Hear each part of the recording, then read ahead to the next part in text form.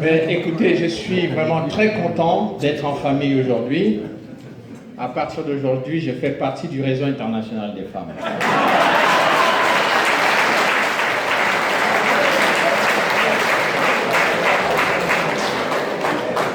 Que les hommes qui dormaient, qui attendent, sachent que maintenant, moi je pars avec les femmes.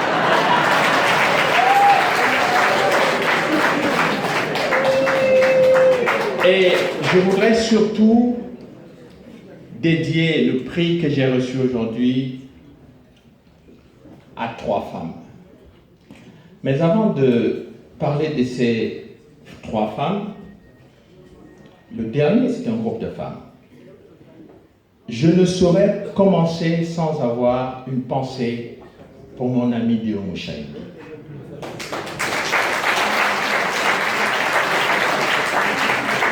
Mon ami, mon compagnon de route, qui le tout premier a attiré mon attention sur ce qui se passait au Rwanda. Nous étions aux États-Unis. Il m'a expliqué beaucoup de choses à ce moment-là. Et j'étais loin d'imaginer ce que j'allais découvrir moi-même par la suite. Mais lorsque j'ai eu l'arrestation de Deo Mouchaïdi est survenue ici en Belgique, j'ai fait une lettre ouverte aux autorités belges. Cette lettre a été gentiment relayée par le colonel Luc Marshall, que je remercie ici pour tout ce qu'il fait pour le Rwanda.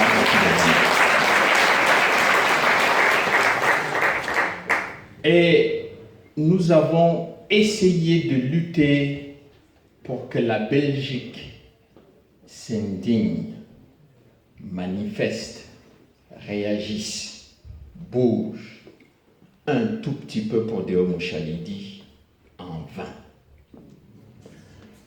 C'est dommage parce que c'est un pays européen, c'est un pays qui abrite l'Union européenne avec ses beaux discours sur la démocratie, la défense des droits de l'homme, etc.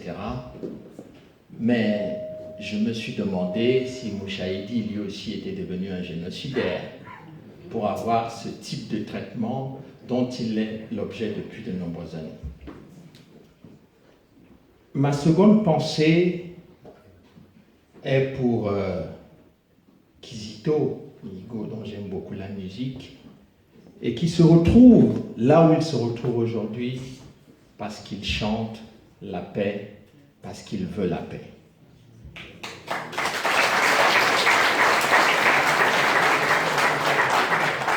C'est à se demander s'il faut vouloir la guerre, la destruction, pour être défendu et célébré, comme l'est aujourd'hui le président de l'Union africaine. Alors, en fait, j'ai très peur.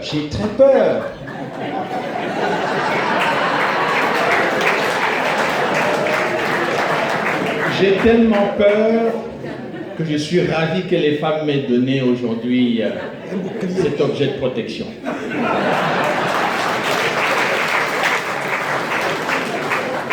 Mais attention, vous ne savez pas de quoi j'ai peur. J'ai peur du mensonge.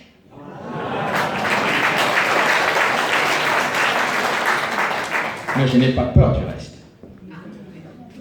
Et les 2 femmes auxquelles je suis attaché pour ce prix, c'est la mère de Victor Ingabire. Victor Ingabire.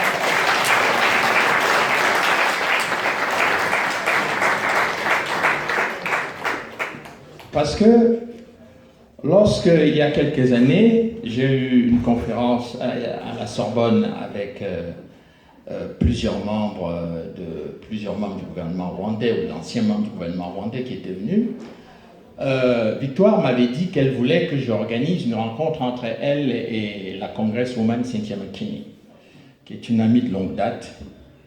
Donc j'ai appelé Cynthia, je lui ai dit que quand tu viens à Paris, Victoire sera là, il faudrait que vous puissiez vous rencontrer.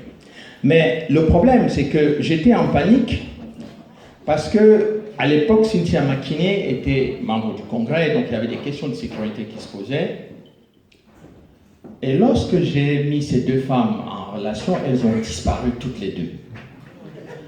Alors, imaginez donc ma situation, de me dire, s'il arrive quelque chose à Victoire Ingabire à Paris, en compagnie de Cynthia McKinney, et que les enquêtes du FBI commencent et qu'on dise que c'est M. Onana qui était... je me suis dit que ce sera le moment pour me régler mon compte sur l'affaire de l'attentat et tout le reste. Donc finalement, ces deux femmes sont revenues 4 heures après. Moi, j'étais à l'hôtel, inquiet, en sueur, et elles me disent, le sourire aux lèvres, « Mais Charles, tu ne devais pas t'inquiéter, c'était une affaire de femme. » Donc, elles m'ont fait passer 4 heures d'angoisse parce qu'elles étaient en train de travailler à l'engagement politique de Victoire Ingabire. Et donc, c'est pour cela que je vous dis que la première femme, c'est la mère de Victoire. Parce que moi, j'ai caché à ma mère toutes les enquêtes que je faisais, très compliquées, très délicates, très sensibles. Lorsqu'elle a appris que l'État rwandais et le président rwandais avaient porté plainte contre moi parce que RFI en a parlé, les radios en avaient parlé, moi, je ne lui ai jamais rien dit. Et un jour, je vais voir ma mère et je lui dis, mais en fait, tu ne m'as jamais posé la question de savoir pourquoi je ne t'avais rien dit sur la plainte que j'avais eue contre le président Kagame et l'État rwandais contre moi. Elle m'a dit, je savais que tu n'allais rien me dire, donc je n'avais pas besoin de te demander. Et je dis, mais en fait, tu n'étais pas inquiète. Elle me dit, oh, une mère, lorsqu'elle a fait un enfant, elle s'attend à tout. Et je n'étais pas du tout inquiet parce que je sais que ce que tu fais est juste. Donc à aucun moment je suis inquiet. Donc pour moi, je sais aussi ce que sont les angoisses d'une mère, même si elle ne les exprime pas. Et c'est pour ça que je dédie ce prix à la mère de Victoire Ingabire. Et la deuxième femme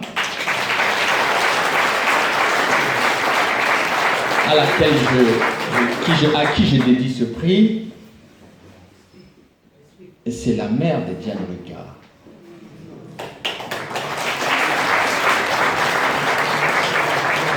Parce que, avec beaucoup de courage, avec beaucoup de force, cette famille a subi d'abord le premier drame, la disparition du père, et subit le deuxième drame de l'arrestation injuste, parce qu'une femme veut participer tout simplement au combat démocratique.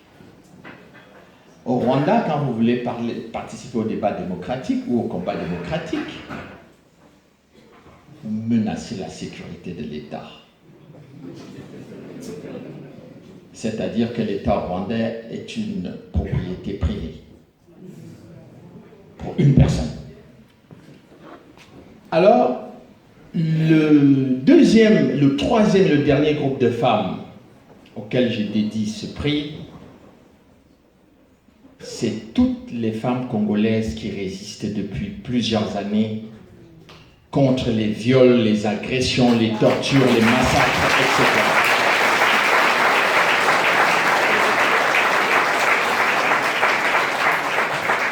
Vous savez, si les femmes ne nous avaient pas portés dans leur ventre pendant 9 mois, nous ne serions pas tous ici pour continuer ce combat que nous menons, qui est si difficile.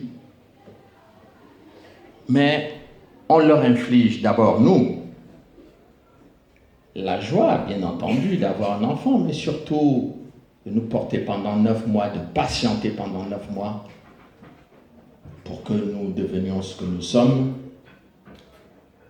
Et je ne peux pas supporter qu'on leur inflige ce que le régime de Kigali inflige à toutes ces femmes depuis plusieurs années maintenant.